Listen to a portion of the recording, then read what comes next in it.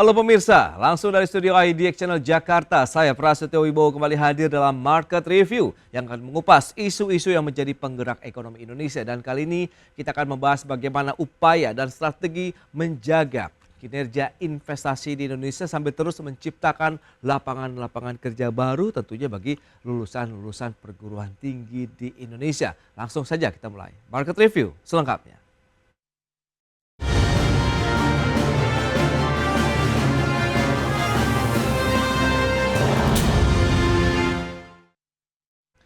Ya pemirsa, realisasi investasi Indonesia di sepanjang tahun 2024 mencapai 1.714,2 triliun rupiah dan berhasil melampaui target dari Presiden, kemudian rencana strategis atau Renstra. Adapun penyerapan tenaga kerja mencapai 2.456.130 orang. Jadi total realisasi investasi the whole year 2024 itu adalah 1.714,2 triliun. Atau peningkatan 20,8%. Ini peningkatan yang cukup signifikan. Karena biasanya kita peningkatannya itu 13, 12, ini peningkatan alhamdulillah 20,8%. Dan kalau kita lihat ini dari targetnya 1.650 triliun, alhamdulillah pencapaiannya 103,9% dari target Presiden. Kalau dari target Renstra tentunya adalah 138,3%. Dan penciptaan lapangan pekerjaannya secara total adalah 2.456.130 orang atau peningkatan dibandingin tahun sebelumnya itu 34,7%. Jadi ini adalah total penciptaan lapangan pekerjaan dari investasi total sebesar 1.714,2 triliun di tahun 2024. Demikian pernyataan Rosan Perkasa Roslani, Menteri Investasi dan Hilirisasi yang juga Kepala BKPM terkait kinerja realisasi investasi di tanah air pada tahun 2024 yang berhasil mencapai 1.714,2 triliun rupiah. Capaian investasi tersebut juga berhasil melampaui target Presiden sebesar 1.650 triliun dan target rencana strategi sebesar 1.239,3 triliun rupiah. Adapun serapan tenaga kerja yang terjadi mencapai lebih dari 2 juta orang.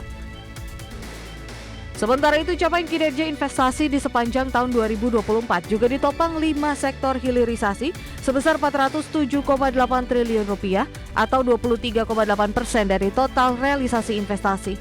Kelima sektor tersebut yaitu mineral senilai 245,2 triliun, pertanian 67,1 triliun, kehutanan 64 triliun, minyak dan gas 23,1 triliun, serta ekosistem kendaraan listrik senilai 8,4 triliun rupiah.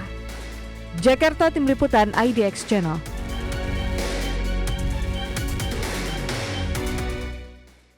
Ya, berikut ini kami sampaikan data terkait dengan realisasi investasi di Indonesia.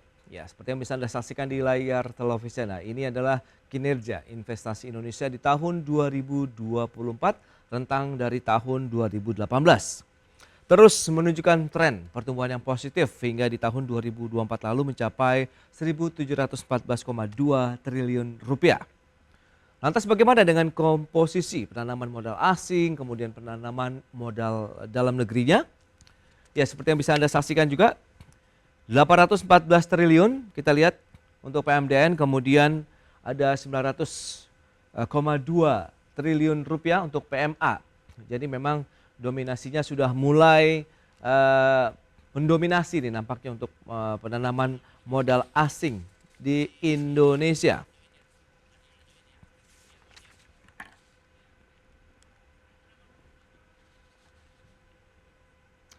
Ya, pemirsa, untuk membahas tema kita kali ini terkait dengan strategi menjaga daya tarik investasi Indonesia sudah tersambung melalui Zoom bersama dengan Ibu Hardini Puspasari, Ketua Komite Tetap Perencanaan Infrastruktur dan Pembiayaan Pembangunan Kadin Indonesia. Halo Bu Hardini, apa kabar? Halo Mas Pras, kabar luar biasa dan salam bahagia selalu. Salam sehat juga dan salam bahagia Ibu Hardini. Terima kasih atas waktu yang disempatkan. Sudah bergabung juga ada Bapak Rian Kerianto, ekonom senior dan juga associate faculty dari Lembaga Pengembangan Perbankan Indonesia, LPPI. Halo Pak Rian, apa kabar? Kabarnya luar biasa, sehat Wow. walafiat. Baik, ini dia. Menarik kalau kita cermati dengan kondisi saat ini. Tadi sudah disampaikan investasi di tahun lalu sudah melampaui target dari Presiden dan juga Renstra. Nah, kita akan review terlebih dahulu dari Bu Hardini. Bagaimana Anda melihat kinerja investasi dari kacamata Kadin Indonesia? Silakan. Dari kacamata Indonesia tentunya mengucapkan selamat sangat luar biasa karena memang kan kita paham bahwa target investasi itu adalah di 1.650 triliun, tapi kita bisa mencapai lebih dari angka 1.650 di angka 1.714 triliun. Saya merasa bahwa ini patut diacungkan jempol karena pencapaian ini ketika transisi ke pemerintahan yang lama menjadi pemerintahan yang baru.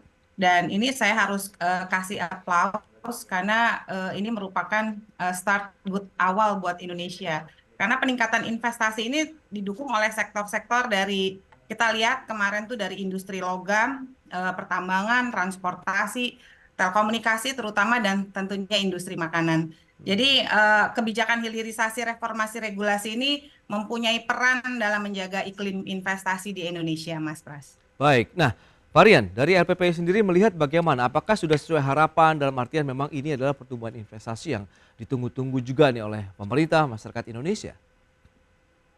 Saya kira performance daripada investasi kita untuk tahun lalu ya di dalam berbagai perspektif itu betul-betul beyond. Beyond itu artinya exit atau melampaui target. Oke. Baik target dari sisi guidance dari presiden waktu itu maupun dari sisi strategic planningnya ya atau renstra-nya semuanya over. Ya. Dan yang menggembirakan juga kalau kita lihat dari sektoralnya itu sebetulnya investasinya baik PM ataupun PMDN itu mengarah kepada sektor-sektor industri yang sifatnya itu atau karakternya itu capital intensif atau padat modal, tapi juga padat karya.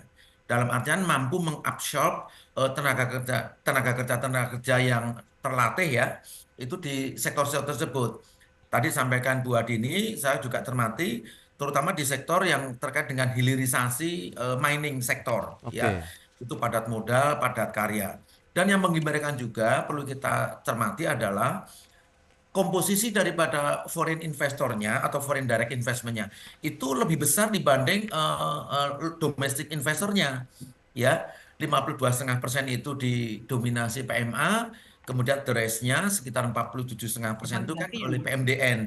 Jadi ini sesuatu yang menurut saya bagus gitu loh. Artinya kita masih dilirik oleh foreign investor. Yang kedua yang perlu kita cermati, sebaran daripada investasi langsungnya itu juga sekarang udah mulai 2-3 tahun terakhir itu udah mulai keluar Jawa ya. Ya. Artinya dominasi Jawa beberapa tahun lalu itu sudah mulai bergeser. Hmm. Sekarang ya 52% seingat saya Ya. udah mengalir ke luar Jawa, terutama di Sulawesi, kemudian ada Kalimantan ya. Karena itu related dengan tadi program besar pemerintah yang kita kenal dengan istilah hilirisasi sektor pertambangan. Nah, itu beberapa positive notes yang bisa saya share dan mudah-mudahan ini berkelanjutan di tahun 2025 ini ya. Baik, itu dia. Ya. Masih menjadi primadona investasi lah bagi para investor global begitu. Nah, Bu Hardini, lantas kalau kita bicara mengenai tantangan begitu yang masih menyelimuti dunia investasi di tanah air begitu, dari sisi kebijakan, insentif, sosial kemasyarakatan itu bagaimana, Bu? Ya, betul sekali. Insentif pajak ini memang, karena kan emang di dunia ini ada minimumnya ya Mas, harus minimal 15%. Jadi ini merupakan tantangan buat kita. Sekarang ini pemerintah lagi menggodok insentif yang terbaik apa yang akan diberikan. Oke. Karena 15% kan kalau minimum itu emang agak tinggi ya gitu. Tapi kan pemerintah saat ini memberikan insentif misalnya contohnya untuk yang ke green ini bagus nih. Yang ke green ini kalau misalnya untuk pajak kendaraan yang itu dihapuskan untuk pajak mewahnya dari 15% menjadi 0% dan pajak tahunannya menjadi 1%. Saat ini pemerintah lagi menggodok untuk kemudahan investasi, udah tentunya di Indonesia ini sudah dilakukan. Oke. Dan kalau Indonesia menjadi primadona, iya, karena kan dari kajiannya World Bank itu mengkaji bahwa sampai tahun 2030 ekonomi pertumbuhan di Indonesia itu masih akan di atas ASEAN, Amerika, dan Eropa. Jadi Indonesia tetap menjadi primadona karena tentunya kita punya sumber kekayaan alam dan kedua adalah kita punya market yang sangat luar biasa dari populasi 270 juta kurang lebih. Nah, ini Indonesia memasuki peringkat ketiga di ASEAN juga untuk foreign direct investment yang tentunya semua yang harus kita lakukan adalah sesuai dengan dari dulu yang Pak Jokowi pertumbuhan di 5,17%, sekarang target Pak Prabowo itu mencanangkan di 8%. Ya, Tentunya untuk mencapai 8% ini Mas, ini merupakan harus ada kerjasama apa namanya triple pentahelix ya. Pemerintah, oke. apa namanya akademisi karena bagaimanapun juga sumber daya manusia kita itu kapasitasnya tuh harus ditingkatkan, vokasi ditingkatkan, dan Hmm. tentunya pasti kekuatan yang dibangun ya tentunya Kadin sebagai perwakilan private sector dari yang perlu dikuatkan. Baik, lantas apakah bauran kebijakan yang sudah dilakukan oleh pemerintah ini sudah tepat sasaran dalam menjaga kinerja daya tarik investasi di Indonesia dan paling utama adalah penciptaan lapangan kerja? Kita akan bahas nanti di segmen berikutnya Bu hari ini. Pak Rian, kita akan jeda dulu sebentar. Dan pemirsa, pastikan Anda masih bersama kami.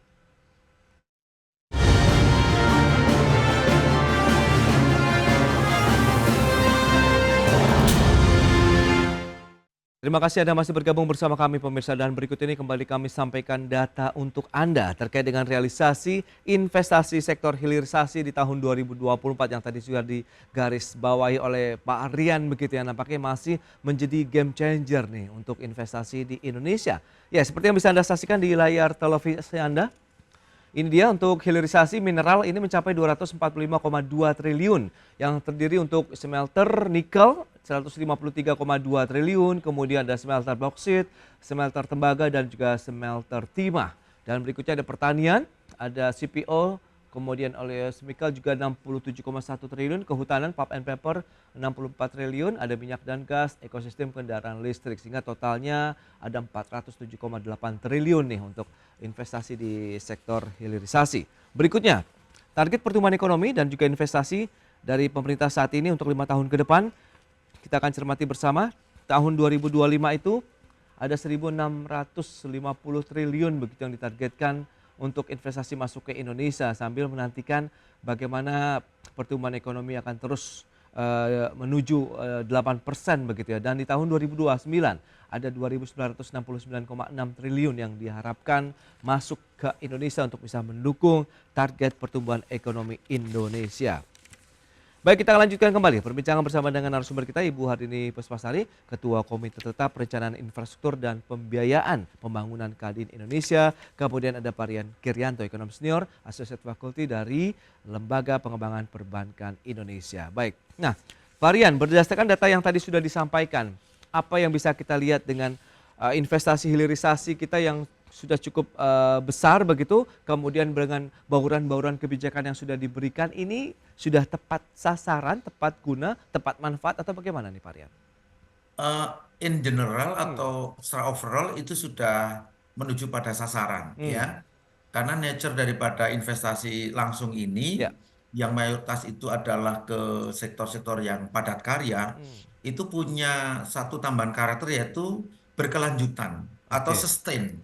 Dalam artian orang itu investasi kalau di hilirisasi pertambangan itu nggak hanya setahun 2 tahun, tapi horizonnya atau tenornya itu panjang. Nah ini satu poin yang bagus yang harus bisa di leverage ya, elaborate oleh pemerintah baik di tingkat pusat maupun di tingkat daerah sehingga tingkat utilisasi daripada investasi asing atau domestik itu betul-betul memberikan multiplier effects ya atau efek pengganda yang lebih besar, lebih luas, terutama di dalam absorpsi kepada tenaga kerja. Oke. Ya, oleh karena itu tadi disampaikan Bu Adi ini betul di dalam teori pentahelix itu kalau bahasa saya itu sederhana aja itu teori ABG yaitu kombinasi academician, businessman sama government itu mudah-mudahan tetap dalam koridor yang sama.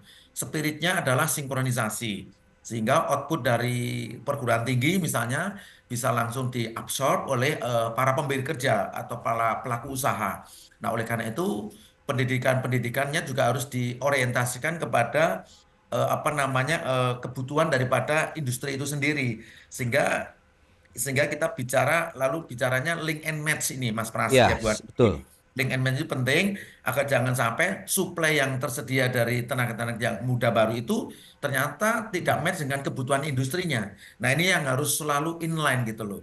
Kita punya yang namanya rencana pembangunan jangka menengah dan panjang. Nah, itu saya kira Oke. bisa menjadi semacam guidance ya bagi pelaku industri maupun para akademisi untuk bisa mengarahkan orientasi keluarannya atau outputnya itu ke arah sana sehingga tidak ada namanya tuh tidak nyambung atau disconnect ya Hmm. antara kebutuhan industri dengan suplai dari tenaga kerjanya. Ini apa gambar besar yang bisa kita ceritakan dan mudah-mudahan ini bisa di capture oleh pemerintahan Pak Prabowo Subianto sehingga isu mengenai pengurangan tenaga kerja, isu mengenai sulitnya mencari tenaga kerja pekerjaan lama-kelamaan bisa kita eliminate. Karena kan targetnya selain pertumbuhan ekonomi real itu 8%, ada satu target juga yang sangat sangat serius yaitu tingkat poverty atau kemiskinan kita 0%, Iya, ya iya. kan? Nah, orang miskin itu kan harus bekerja sehingga dia tidak miskin. Makanya absorpsi pembukaan lapangan kerja harus lebih lebih diintensifkan gitu. Baik. Sehingga untuk kita mencapai tadi Oke. pertumbuhan ekonomi 8% yang salah satu kontribusinya adalah investasi.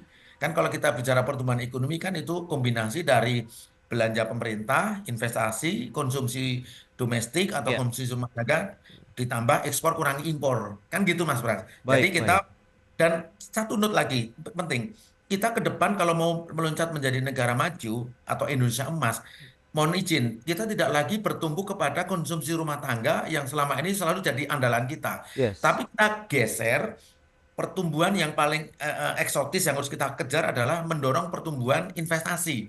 Karena dampaknya luar biasa, Mas Pras, untuk ekonomi secara umum ya gitu. Baik.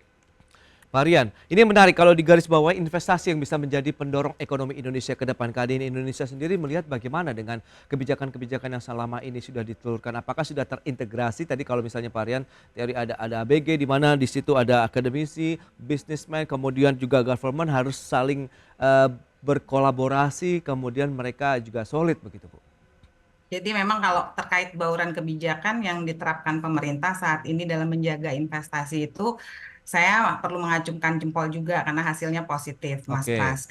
Masih memang harus ada beberapa aspek yang perlu kita harus perkuat lagi. Setidaknya kan memang Indonesia menjadi negara primadona untuk foreign direct investment di ASEAN. Hmm. Contohnya kayak reformasi di regulasi Undang-Undang Cipta Kerja dan OSS. Di sini pemerintah telah menyederhanakan regulasi investasi melalui Undang-Undang Cipta Kerja dan juga sistem perizinan online yang single submission risk-based approach ini. Dan hasilnya saat ini perizinan akhirnya lebih cepat, terus dan itu saya juga punya pengalaman pribadi gimana mengurus master list dengan sangat cepat 2 minggu itu bisa selesai gitu ya, dan Ya. Indonesia juga berhasil menarik lebih banyak investasi di sektor industri dan manufaktur. Selainnya itu kalau terkait insentif fiskal dan non fiskal, insentif ini pasti tentunya diharapkan kayak tax holiday, tax allowance, pembebasan bea masuk ya, dan diberikan di sektor-sektor prioritas, Ya. misalnya di hilirisasi mineral dan energi hijau yang saat ini menjadi topik bisnis yang mempunyai peluang yang sangat luar biasa di Indonesia. Dan kalau terkait di pembangunan infrastruktur, pemerintah masih tetap harus menyelenggarakan yang namanya proyek strategis nasional, karena bagaimanapun juga sektor infrastruktur, jalan tol, pelabuhan, kawasan industri ini penggiat untuk pertumbuhan ekonomi kita. Dan hasilnya sekarang kita merasakan distribusi logistik lebih efisien dari Pulau Jawa juga, di luar Pulau Jawa juga sangat meningkat. Jadi dalam Oke. hal ini Mas, saya yakin banget karena Pak Presiden juga banyak memangkas pendanaan tentunya untuk efisiensi, maka dari itu Kadin harus punya peran serta untuk membantu pemerintah sebagai mitranya dalam terkait yang saya sering bicara kalau dalam sektor infrastruktur untuk public private partnership kerjasama pemerintah badan usaha yang sudah ada di Mm-mm. Perpres 38 tahun 2015 sekarang ada 22 sektor yang Oke. bisa dikerjasamakan. Jadi saat ini betul-betul dari Kadin sendiri harus mempunyai apa namanya action, tidak hanya di pusat tentunya sampai akan ada pemerataan di seluruh Indonesia.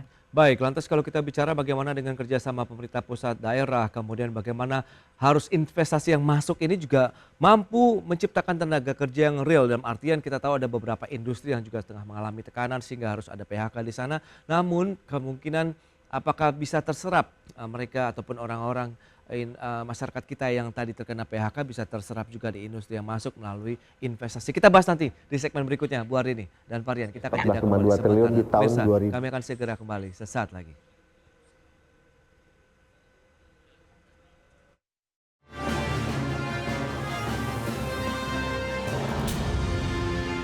Ya, terima kasih Anda masih bergabung bersama kami dalam Market Review. Pemirsa, kita lanjutkan kembali perbincangan bersama dengan narasumber kita dari Kadin Indonesia, kemudian juga LPPI. Baik, Pak Rian, kalau kita bicara mengenai tantangan, tadi seperti yang sudah disampaikan oleh Ibu Hardini, begitu bahwa menjadi suatu hal yang penting koordinasi dan peran dari pihak asing ataupun pihak swasta lah untuk bisa mendukung pertumbuhan ekonomi Indonesia, di mana satu sisi kita tengah bagaimana menerapkan efisiensi anggaran begitu. Nah, Anda melihat 2025 ini akan seperti apa nanti Pak Rian perjalanan investasi di Indonesia?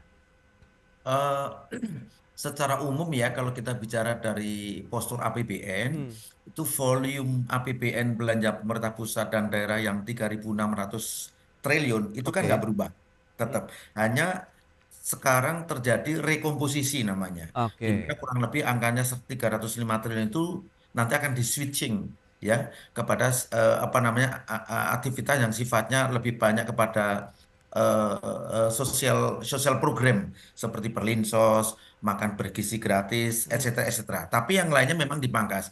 Tetapi spirit dari APBN kita kan, ini sakut statementnya Bu Menteri, itu kan sebagai semacam shock absorber, ya, penyerap kalau ada kejutan-kejutan. Disitulah peran APBN ambil posisi.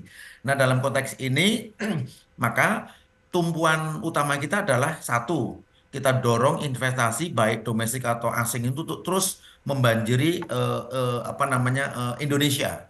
Kita bersyukur menjadi salah satu destinasi investasi yang menarik bagi investor asing, oke. bukan karena populasinya yang tinggi, tapi juga kelas menengahnya yang in average ya masih punya kemampuan untuk konsumsi gitu loh. Kemudian kita juga dalam konteks political stability kita juga apa namanya dapat indeks yang bagus ya, sehingga itu juga masih menjadi apa namanya atensi dari investor asing. Last but not least, bagaimanapun juga kita memiliki peringkat apa namanya itu kategori investment grade, sehingga kita memang menjadi Ya. negara yang layak investasi di mata investor asing. Nah, ini menjadi modal besar Hmm, untuk ke depan kita tetap bisa mempertahankan target-target investasi baik apa namanya PMA maupun PMDM. Kita melulu ngomongnya adalah foreign direct ya atau investasi langsung. Kita belum ngomong yang portfolio investment. Itu juga perlu menjadi perhatian karena itu juga menghidupi ekonomi kita. Hanya saja kalau kita bicara portfolio investment, mohon maaf, daya serap kepada tenaga kerjanya kan relatif tidak sebesar kalau investasi langsung di dalam apa namanya langsung ke real sektor gitu. ya. Nah, maka Oke. catatan berikutnya adalah harmonisasi atau sinkronisasi policy dari kebijakan moneter, kemudian fiskal dan di sektor keuangan betul-betul harus inline Hmm, ya. Tone-nya itu harus betul-betul dalam satu titik, yaitu bagaimana kita memiliki standing yang pro growth atau oke. pro pertumbuhan ya. Jangan lagi kita kebijakannya itu sifatnya hawkish Hmm, atau ketat sehingga investasi asing nggak mau masuk. Tapi kita ciptakan kebijakan yang betul-betul nuansanya itu pro growth. Kebijakan moneternya longgar, kebijakan fiskalnya juga cenderung counter cyclical policy, kemudian dari sektor keuangannya juga betul-betul pro growth. Nah, satu catatan terakhir saya mengandalkan yang disampaikan Bu Ardini itu betul. Kita dorong juga investasi dalam negeri maupun asing itu ke sektor-sektor yang sifatnya apa namanya ekonomi berkelanjutan hmm, atau dikenal dengan istilah green economy. Dan insentif di sini banyak sekali. Bukan hanya dari fiskal, tapi juga dari sektor keuangan. Saya tahu persis Bank Indonesia akan memberikan insentif diskon pemenuhan giro wajib minimum kepada bank-bank yang menyalurkan kredit kepada sektor-sektor yang ramah lingkungan atau masuk Oke, kategori green economy. Nah, tentu ini menjadi apa ya? oke. Menjadi daya tarik yang sangat luar biasa untuk kita bisa mengenjot investasi lebih besar, lebih tinggi dan sustain gitu Mas Pras. Baik, baik, Pak Rian. Nah, Bu Hardini, lantas bagaimana posisi peran Kadin Indonesia kalau memang kita bagaimana mengoptimalisasi lagi bicara terkait dengan arus investasi yang masuk, penyerapan tenaga kerja, kemudian tadi manfaatnya benar-benar bisa dirasakan untuk bisa mendorong lagi nih laju pertumbuhan ekonomi Indonesia. Mengingat PMI manufaktur kita juga semakin membaik begitu sudah kembali lagi ke dalam level ekspansi. Ya, jadi memang kalau kita ngomongin tadi terkait dengan program ini ya Mas, kalau kita bicara bagaimanapun juga investasi yang masuk dan kemarin saya lihat Bapak Menteri Investasi kita Bapak Rosan itu mengatakan akan ada billion US dollar yang akan diinvestasikan dari Amerika yang akan masuk dalam kuartal pertama ini. Apapun itu investasi besar, kita tetap harus menunjang dengan kualitas sumber daya manusia yang ada di Indonesia. Oke. Permasalahannya adalah SDM kita itu kualitasnya masih betul-betul Hmm, kesenjangannya sangat luar biasa. iya, Karena antara kesenjangan infrastruktur dan SDM ini memang kan masih banyaknya terfokus di Pulau Jawa, sedangkan di daerah lain kan masih tertinggal. Nah ini yang harus kita catch up, karena kan investasi nggak boleh di Jawa aja, harus merata. betul. Karena hilirisasi sumber kekayaan alam kita banyaknya justru di Pulau Jawa, di luar Pulau Jawa. Nah, Oke. kualitas tenaga kerja ini juga masih kurang kompetitif, sedangkan kita di dunia sana udah 5.0, 6.0, kita itu mau meng-catch up teknologi tinggi aja di industri di 4.0 aja SDM kita ini masih kurang. Jadi peran Kadin tentunya dalam hal ini meningkatkan vokasi. Saya juga udah lihat ada satu WKU yang dibentuk itu adalah mengenai vokasi. Jadi vokasi ini Hmm, penting sekali untuk memberikan kualitas sumber daya manusia kita supaya keseimbangan investasi ke depan itu kalau kita udah dapat investasinya kan harus kita jaga. Nah, betul. ngejaganya satunya dengan SDM ini. Jadi terkait hal ini tentunya Mas Pras Kadin bermitra dengan pemerintah. Ini saya lihat kolaborasinya sangat luar biasa karena Kadin juga apa namanya mencari dan berkreativitas dalam pendanaan karena kan apapun itu investasi kan ujung-ujungnya UUD ya. Oke. Nah ini peningkatan modal asing, udah gitu ada kreativitas inovasi pembiayaan dalam investasi maupun investasi infrastruktur. Hmm. Itu saat ini Kadin menginisiasi banyak program yang sangat luar biasa. Oke, itu Gitu dia. Mas. Yang paling penting memang adalah kolaborasi lagi-lagi begitu ya, saling Yes. bahu-membahu Partner. bergandengan tangan begitu untuk menjaga daya tarik Indonesia masih tetap seksi begitu ya di mata para investor global tentunya sehingga bisa mendorong lagi penciptaan lapangan pekerjaan dan mendorong laju pertumbuhan ekonomi Indonesia menuju 8%. Baik, Pak Rian terima kasih banyak nih atas analisis yang sudah disampaikan Ibu Hardini. Terima kasih Terima juga kasih atas Mas update yang Pras, terima diberikan kasih Bu kepada Adini. pemirsa pada Terima hari ini. kasih Pak Selamat Rian. melanjutkan Mas aktivitas Pras. Anda kembali, salam sehat. Salam sehat, Salam salam baik. sehat, terima kasih.